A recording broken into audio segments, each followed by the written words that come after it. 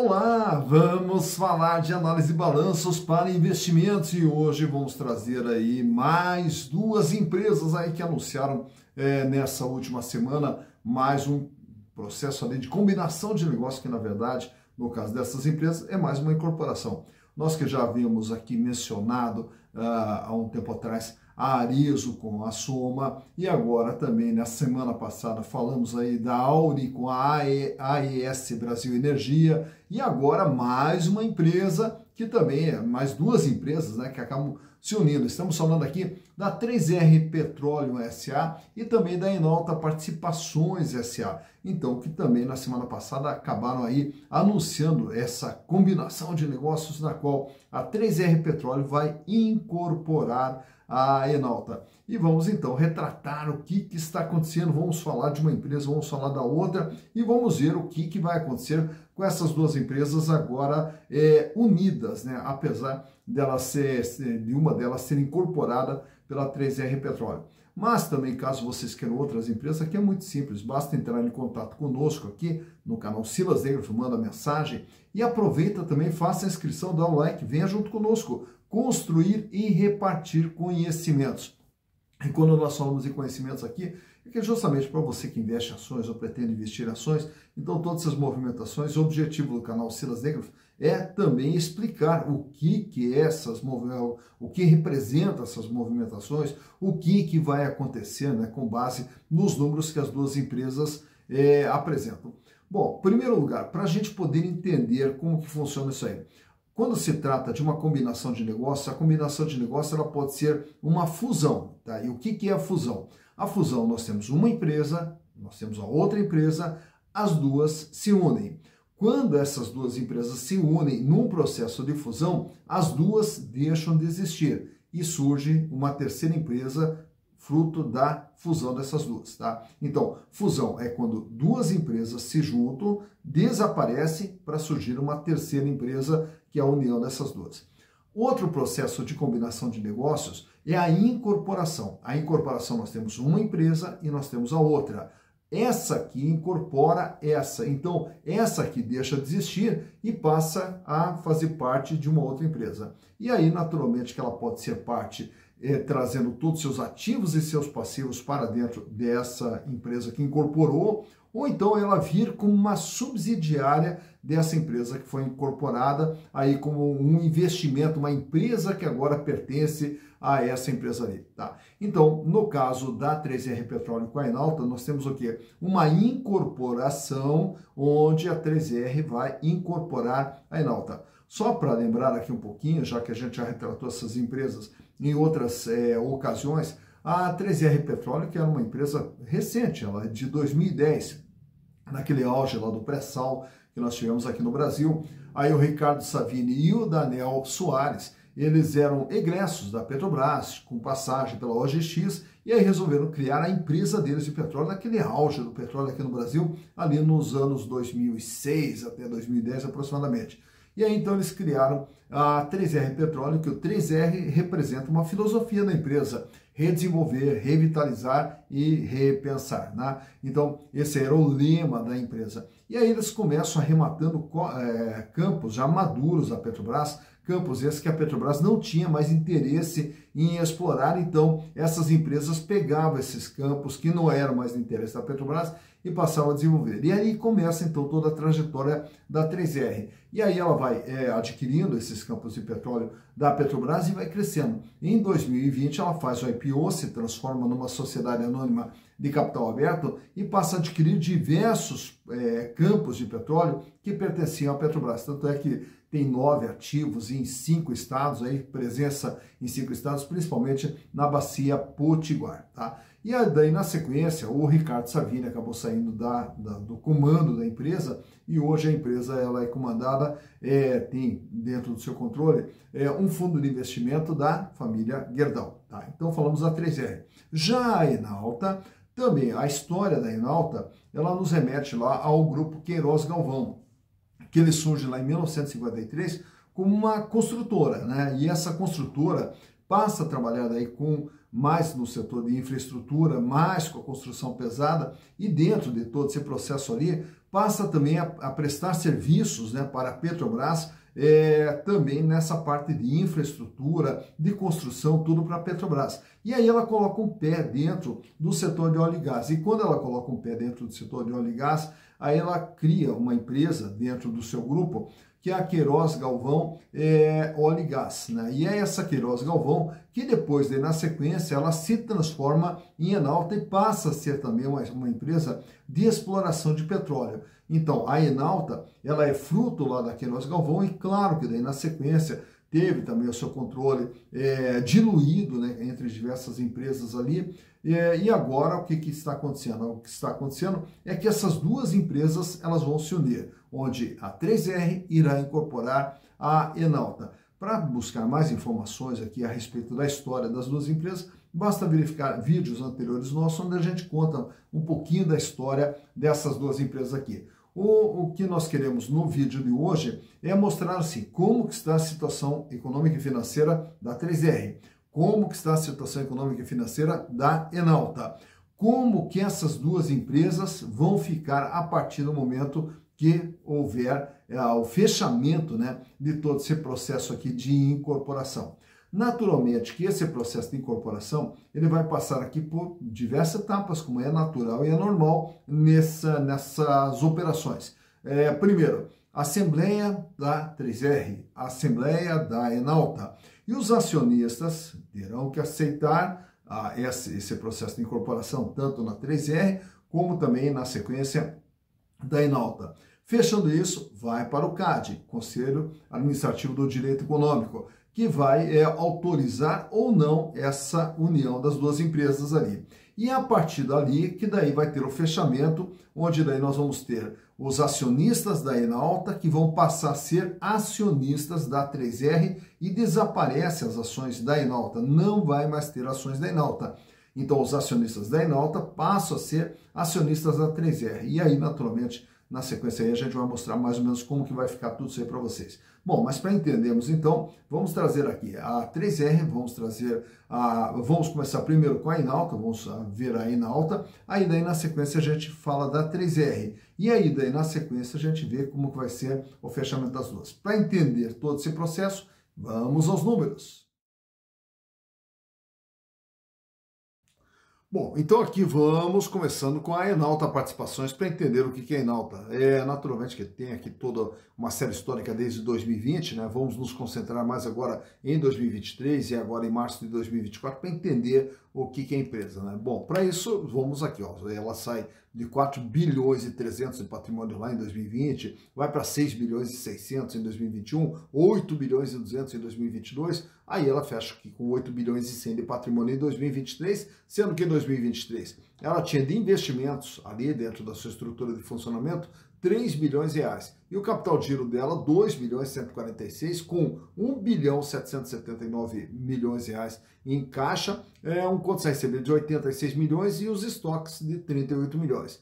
E em março agora de 2024, ela vai para 8 bilhões e 794, com capital de giro de 2 bilhões e 585, 1 bilhão 974 em caixa e 218 bilhões em contas a receber. Então é uma empresa aqui de 8 bilhões e 700 e que tem uma posição de caixa de 1 bilhão e 900 e um capital de giro de 2.500. Já o seu endividamento ele é visto aqui dentro do grupo do passivo no balanço. Lá nós vamos ter o passivo, dívidas de curto prazo, dívidas de longo prazo e a dívida total. E lá em 2020 ela tinha uma dívida de 36,6% de tudo aquilo que ela possuía no seu patrimônio, dívida essa que foi aumentando aqui para 37,7%, foi para 50,3%, 52,3%, praticamente se estabilizou agora em 52,8%. Portanto, o tamanho da dívida da Enalta, 52,8%, uma dívida de 4 bilhões e 640 milhões. Porém, como ela tem um patrimônio de 8 bilhões e 794, essa dívida corresponde a 52,8% de tudo aquilo que ela tem. Tá? Então, vemos a situação financeira, vemos aqui também o endividamento. Vamos ver os resultados produzidos pela Enalta. Ela que sai com faturamento de 945 milhões, vai para 1 bilhão e 800, vai para 2 bilhões e 100. O ano passado o faturamento despencou para 1 bilhão e 388 milhões de reais. E aí, com isso, e agora em 2024 já dá sinais que vai ter um faturamento bem mais robusto. Tanto é que em 3 meses do ano acumula aqui 815 milhões de faturamento. Tá? Naturalmente que mais importante do que o faturamento é essa linha de baixo. Ela que vinha com lucro de 123 milhões lá em 2020, o lucro ele foi de 1 bilhão 444 milhões em 2021. Naturalmente que aqui a gente teve resultados não recorrentes que impulsionaram o lucro a esse patamar, portanto é um lucro fora de uma normalidade da empresa. Em 2022, aí sim, 383 milhões de lucro. Em 2023, fechou com prejuízo, ano passado, 45 milhões de reais. E esse ano, até março, já acumula 209 milhões, mostrando aqui uma potencialidade de lucro aí, chegando aí na faixa de pelo menos 840 milhões para 2024. Então, mostrando uma forte reação nesse ano de 2024. Bom, com isso, a situação financeira da Enauta, para cada R$1 de dívida no curto, médio e longo prazo, ela dispõe de R$1,06, quer dizer, paga, sobra, não é grande folga financeira, mas enfim, não tem dificuldade financeira. Já no curto prazo, aí sim, aí ela mostra uma folga financeira. Para cada R$1 de dívida, ela tem R$2,17. Então, é uma empresa que financeiramente não tem problema nenhum. O endividamento que vinha ali na faixa de 36, 37, sobe para 50, 52 e fecha agora com 52%. Nesse ano, até o presente momento, vem trabalhando com 25,64% de margem líquida. Isso quer dizer o quê? De tudo aquilo que ela gera de receita, pagando custo, despesa operacional, resultado financeiro, imposto, sobra 25,64%. O ano passado que ela apresentou indicadores negativos, esse ano os indicadores voltam a ser positivos, tanto é que a rentabilidade do investimento fecha em 2,38% em 3 meses, o que dá uma projeção aqui de pelo menos entre 9,5% e 10% de retorno sobre investimento no ano de 2024, em se mantendo os números que ela vem apresentando. E também o ganho dos acionistas, que em 3 meses dá 5%, também projetando aí para 12 meses, iria para perto de 20%, 22% o retorno para os acionistas. Tá? Quero também destacar aqui para vocês o valor, os indicadores aqui relativos à ação da Enauta.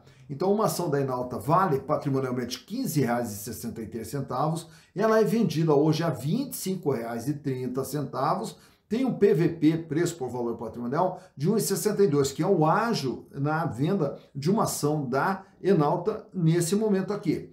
Lucro por ação nos últimos 12 meses, 17 centavos, o que dá uma rentabilidade para o acionista de 0,67%. Tá? Por que é baixa essa rentabilidade aqui em comparação com a rentabilidade do patrimônio líquido? Porque aqui nós pegamos os últimos 12 meses e 2023 foi um ano que a empresa acabou fechando com prejuízo e aí, consequentemente, acaba contaminando o número, mas ao projetarmos, através da rentabilidade do PL, é um número bem superior. Dividendos por ação, 15 centavos, que foi o que ela distribuiu de dividendos em 2023, a relação preço/lucro com base no lucro dos últimos 12 meses é de 148 anos, né? Então isso aqui, por quê? Também é um número que está contaminado com prejuízos do ano de 2023.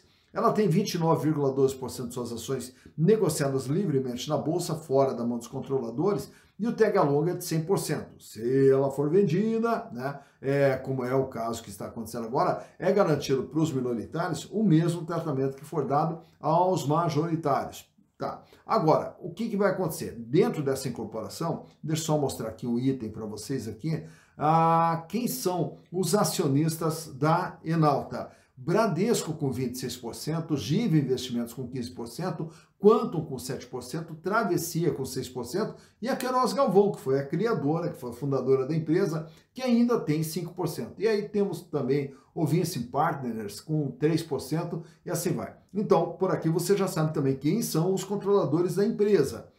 Também trago aqui para vocês esse gráfico mostrando aqui o comportamento da ação da Enauta nos últimos 5 anos, quando ela sai aqui na faixa de praticamente R$12, sobe lá quase, chega a 17, 18 reais, cai com a pandemia e depois ela começa todo um processo de recuperação, naturalmente com alguns altos e baixos aqui, mas ela ultrapassa aqui a casa dos R$20 já em 2022, não se sustenta, cai, volta lá para 12, 13 reais, E agora, nesse final de ano de 2023 e começo de 2024, aí a ação ela dispara, né? Ela dispara chegando lá a bater acima dos R$ 26, R$ 28.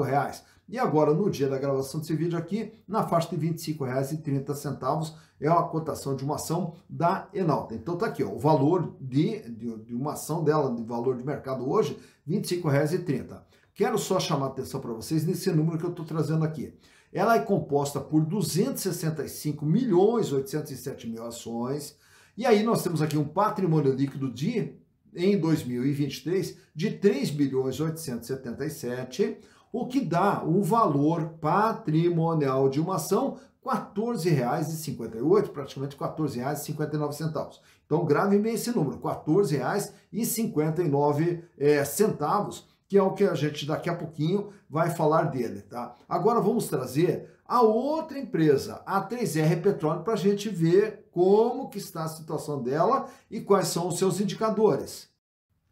Já a 3R Petróleo, Óleo e Gás S.A., daí vamos ver agora quais são os números que a empresa vem apresentando aqui também, focando sempre aqui em 2023 e agora março de 2024. Então era uma empresa lá de 2.100.000. Aí daí na sequência ela faz o IPO, daí pula para 5.400, daí vai para 7.900.000, aí vai para 20 milhões, até porque ela vem fazendo aumentos de capital constantes aí, né, ao longo de sua trajetória.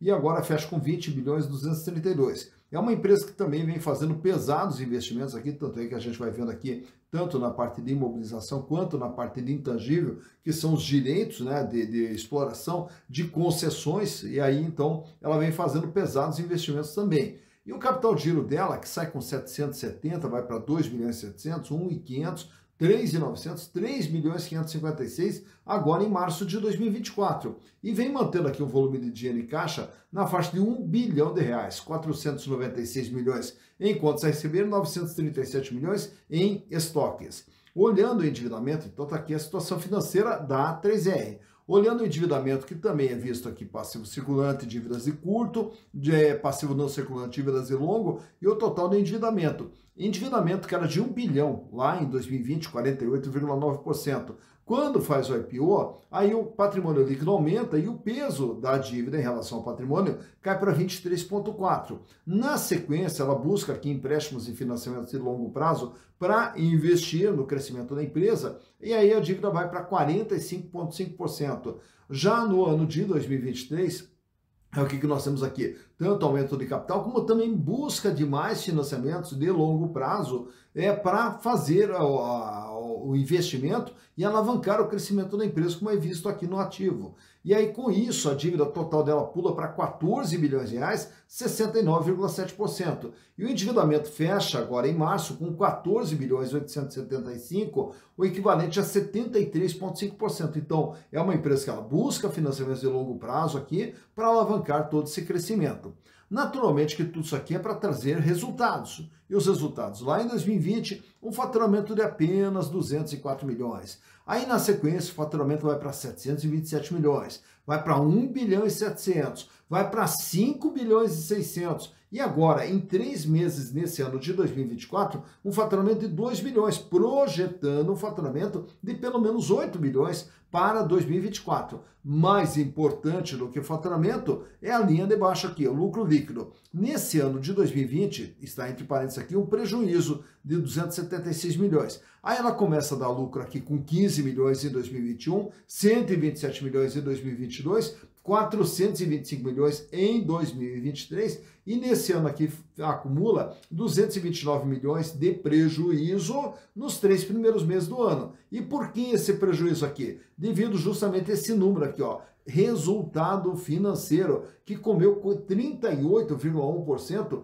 de tudo aquilo que ela gerou de receitas. Então, devido até ao aumento do endividamento, nós temos aqui também uma despesa financeira extremamente elevada, até porque o custo ele se mantém aqui 68,67, a despesa 8,872. Então, o grande problema da empresa nesse primeiro trimestre foram os resultados financeiros que a levaram a um prejuízo de 229 milhões. Fora isso, a empresa ela vinha aqui no processo aqui de aumento do seu lucro ali. Bom, olhando também aqui a situação financeira, para cada R$1 de dívida que vence no curto, médio e longo prazo, ela dispõe de apenas 45 centavos, quer dizer, não tem recursos, se tivesse que pagar toda a sua dívida. Já olhando no curto prazo, a situação é bem mais tranquila. R$ 1,27. Para cada R$ 1 de dívida, ela tem R$ 1,27. Paga, sobra. Não é uma grande sobra financeira, mas enfim, não tem problema financeiro algum.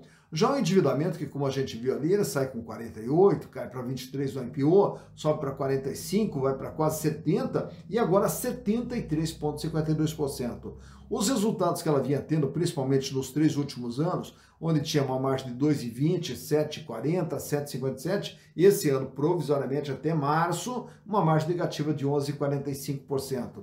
A rentabilidade do ativo, que era negativa lá em 2020, quando deu prejuízo, aí ela começou a ser positiva, 0,29, 1,60, 2,11, e agora nos 6 primeiros meses do ano, negativo de 1,14%.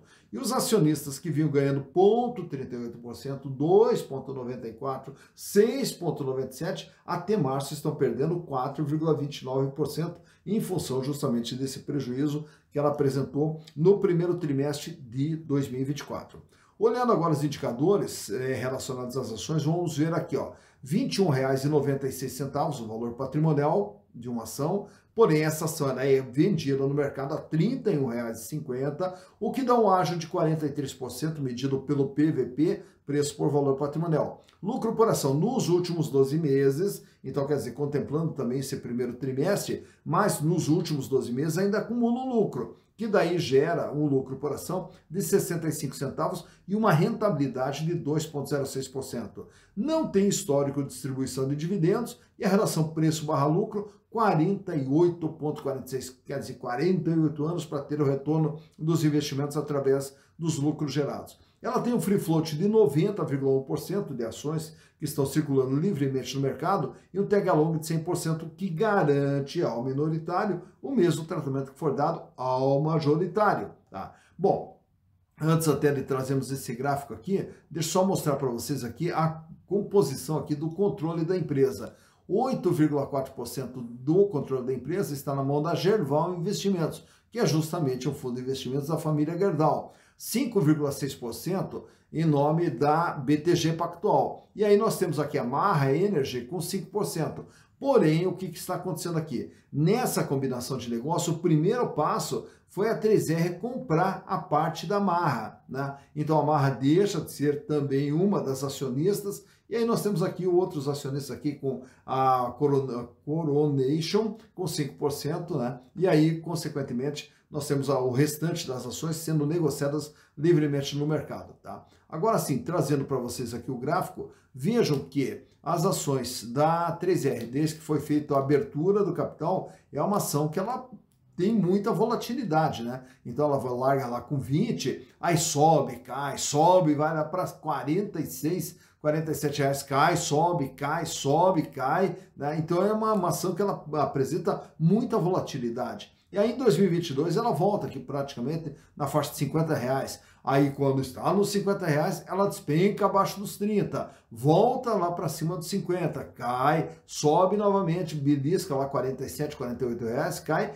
e aí aqui ela começa a ter uma certa estabilidade, apesar de toda essa flutuação que você está vendo aqui, culminando com o valor da cotação de uma ação na faixa de R$ 31,50 no dia da gravação desse vídeo aqui, tá? Então tá aqui quanto que vale uma ação da 3R, R$ 31,50, tá? O que vai acontecer agora, tá? Então, quando nós fizermos a incorporação pegando com base agora em março de 2024, nós temos aqui os números da 3R, que é uma empresa de 20 bilhões, que deve 14 bilhões, tem um PL de 5 bilhões e 300. Tá? Nós vamos juntar agora, trazer para dentro da 3R a Enauta. A Enauta que apresenta esses números aqui, uma empresa de 8 bilhões e 700. Então vejo que a Enauta é bem menor do que a 3R. E aí, quando você olha aqui, o endividamento da 3R é 14 bi e da Enauta 4 bilhões e 600. O peso da dívida é 73,5% e o peso da dívida 52,8%.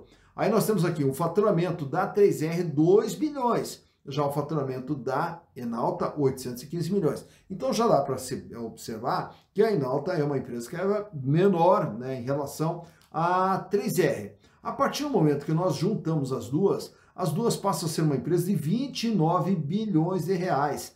e aí elas passam a ter um capital de giro de 6 bilhões e 100, um caixa de 3 bilhões, investimentos em imobilizado 9.500 e no intangível 7 bilhões e 700. As duas juntas passam a ter uma dívida de 19 bilhões de reais, a maior parte sempre aqui no longo prazo, e o peso da dívida de 67,2%. Então ela passa a ser uma empresa com 67% de capital de terceiros e 32,8% de capital próprio. Tá? Agora vamos ver o seguinte, quantas ações nós temos da 3R que foram lançadas, né? 240 milhões, 429 mil ações. Quanto que vale uma ação da 3R? R$ 31,50. Portanto, se pegarmos todas as ações da 3R vezes o valor de uma ação, o valor de mercado da 3R é de 7 bilhões 573. Quando nós pegamos a Enalta, ela é composta por 265 milhões 807 mil ações. Cada ação vale R$ 25,30. Portanto, o valor de mercado da Enalta, 6 bilhões 724. Quando nós juntamos as duas empresas, elas passam a ser uma empresa de 14 bilhões 298 milhões de reais. Bom, com isso, dessa união das duas empresas, 52,97%, praticamente 53% dessa nova empresa é 3R. 47% dessa nova empresa é Enalta. Razão pela qual, nessa incorporação, o que vai acontecer? 53% do controle da empresa fica nas mãos da 3R, 47% do controle dessa empresa fica na mão da Enalta. Tá? E aí o que eles vão fazer também? Naturalmente, emitir um volume grande de ações para incorporar os acionistas da Enalta dentro da 3R. Então é como se nós tivéssemos aqui um patrimônio líquido de 14 bilhões, aliás, de 5 bilhões e 300, e um patrimônio líquido de 4 bilhões e 100. Então nós vamos lançar as ações para abrigar o pessoal que vem da Enalta. E aí, nessas ações que serão lançadas, para cada uma ação da Enalta, o acionista vai receber 0,809225 ações da 3R. Tá? Então, se você tem uma ação da Enalta, você passará a ter 0,80 de uma ação da 3R. Tá? Fica assim. E aí, quando eu citei para vocês aquele valor do patrimônio líquido lá da Enalta, é que justamente vai acontecer assim. Quem não quiser ficar nessa nova empresa, quem for da Enalta e quiser se desfazer, não quiser fazer parte agora da 3R, ele vai receber o seu valor com base no valor patrimonial de dezembro. Tá? Então, mesmo que a ação da Enalta hoje tenha um valor de R$ 25,30, um acionista que quiser sair vai receber o valor patrimonial baseado em dezembro de 2023, o equivalente àquele valor que a gente havia mostrado para vocês de R$ 14,58,59 aproximadamente. Bom, então por aqui você já tem uma ideia do que vai acontecer, do que era uma empresa, do que era outra e do que vai acontecer na união dessas empresas, e espero então ter mostrado para vocês aí como que é esse processo de mais uma combinação de negócios envolvendo a 3R Petróleo e a Enalta Participações S.A. Tá, então, conhecido, né, a história e todo o processo dessa incorporação da 3R, né, que virá incorporar a Enalta, então agora você já tem uma ideia de como que vai ficar, como que as duas empresas estão e como que tudo isso aí vai ficar. Naturalmente que quando a gente fala aqui de combinação de negócio, fusão, incorporação, né, naturalmente que tem diversos motivos que levam a esse processo todo. E naturalmente que o primeiro deles, o que é? É você ter duas empresas, onde as duas empresas, ao serem unidas, elas passam a ser uma empresa muito maior. E essa empresa, sendo muito maior, ela passa a ter diversas vantagens em termos de redução de custos, ganhos de sinergia, trocas de tecnologia entre as duas empresas, que teoricamente irá trazer mais resultados para essa empresa no futuro. Então, entre você ser sócio de uma empresa que dá um resultado e aí você ter uma outra empresa que dá um determinado resultado, a partir do momento que essas duas empresas se unem, aí produz um resultado muito maior, que é a chamada sinergia. E o que é sinergia? A sinergia é quando uma faz um, outra faz um, e as duas juntas fazem três. Então, consegue ter um resultado bem maior através da união. E aí, consequentemente, a rentabilidade para os acionistas passa a ser maior. Naturalmente que tudo isso aqui que nós estamos falando é, teoricamente, é o que se espera quando ocorre um processo desse aí. Nem sempre ocorre isso, porque quando uma empresa vem com uma determinada cultura, outra empresa tem uma outra determinada cultura, a grande dificuldade que tem na gestão dessa união agora é conciliar as duas culturas e fazer com que surja uma terceira cultura ainda melhor. Então esse é o grande desafio que tem dentro de um processo de união de duas empresas ali, é conseguir a chamada sinergia, conseguir fazer com que as duas empresas ajam, né, pensando da mesma maneira, que é uma grande dificuldade para a gestão, tá? E aí, naturalmente, que tudo isso aí é onde que a gente vai acompanhar? Através dos números, trimestre por trimestre, que a gente vai verificar se tudo isso aqui está de fato acontecendo ou não, né? E esse processo todo se chama análise de balanço. Análise de balanço que, inclusive, você pode aprender de uma forma rápida, simples, descomplicada, nos nossos cursos lá na Hotmart, tanto no curso de análise de balanço como no curso de Evaluation, onde nós vamos entender o que os números querem nos contar. E nesses cursos ali a gente ensina de onde buscamos as informações, como que nós planilhamos, como que nós interpretamos essas informações e como que nós avaliamos a gestão de uma empresa. Então tudo isso aí você pode aprender de uma forma muito simples, rápida e com custo muito baixinho, com todo o material de apoio, apostila, planilhas e naturalmente com o meu contato que vai estar lá disponível para você poder esclarecer dúvidas diretamente comigo aqui. Estarei à disposição de vocês para sanar as dúvidas ou então para aprofundar até algum conhecimento, caso você necessite ali de um aprofundamento em algum tema ali, a gente vai estar à disposição. Mas o importante é o seguinte, aprender a análise de balanço para você poder pegar os balanços e acompanhar o desenvolvimento de uma empresa. E aí, daí na sequência, você saber se vale a pena ou se não vale a pena investir nessa empresa. Dito isso, bons investimentos para vocês!